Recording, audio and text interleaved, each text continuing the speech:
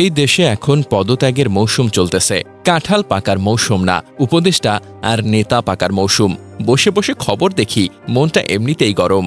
আর তার মধ্যে ঢাউস এক নিউজ, সার্জিস আলম ভাই ফেসবুকে স্ট্যাটাস দিয়ে আসিফ নজরুলের পদত্যাগ চেয়ে বসে আছেন।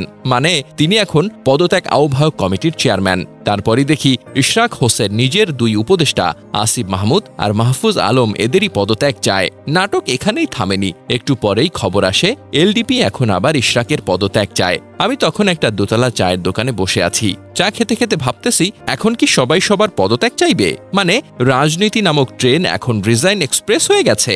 এরপর আসলো হাই ভলিউম ডায়ালগ। গতকাল সন্ধ্যায় নাকি সেনাপ্রধান দরবারে দাঁড়িয়ে বলেছেন, কার কার মনে হয় আমি পদত্যাগ করি, হাত তুলেন তো দেখি। কয়েকদিন আগে খুলনার তারুণ্যে বিএনপি নেতা সালাউদ্দিন আহমেদ বললেন, উপদেষ্টাদের মধ্যে কিছু লোক আছে যারা আওয়ামী ফ্যাসিবাদের দোসর, বিদেশিদের দোসর, আর বাকিরা দোসর মার্কা এনজিও, তাদের সবার অপসারণ চাই।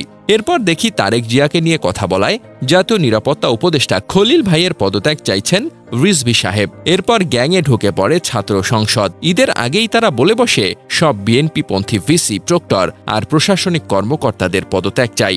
মানে তারা বোঝাতে চাচ্ছে ঈদের আগে ঘরবাড়ি গুছিয়ে ফেলেন ভাই, নয়তো চাকরি থাকবে না। এরপর মাঠে নামে গণ অধিকার পরিষদ। তারা বলছে ঢাকা উত্তর সিটি কর্পোরেশনের প্রশাসক এজাজ সাহেব আপনি পদত্যাগ করেন। কারণ জানতে চাইলে বলে তিনি কুড়া পরিষ্কার না করে শুধু ক্ষমতা পরিষ্কার করতেছেন। এরপর ফিরে যাই আরেকজন পুরনো প্রেমিকের কথায়। কর্নেল অলি সাহেব নাকি একদিন রাষ্ট্রপতির পদত্যাগ চেয়েছিলেন। তারপর এমন দিনও গেছে যেদিন স্বরাষ্ট্র উপদেষ্টার পদত্যাগ চেয়ে জানা পর্যন্ত পড়া হয়েছে। আর ঢাবির ব্যাপার তো ক্লাসিক। ছাত্রদল বলছে ঢাবির উপাচার্য আপনি পদত্যাগ করেন, কারণ আপনার চেহারা আমাদের শিক্ষা নষ্ট করে। এমন এক ছাত্র নাকি চুপি চুপি বলেছে।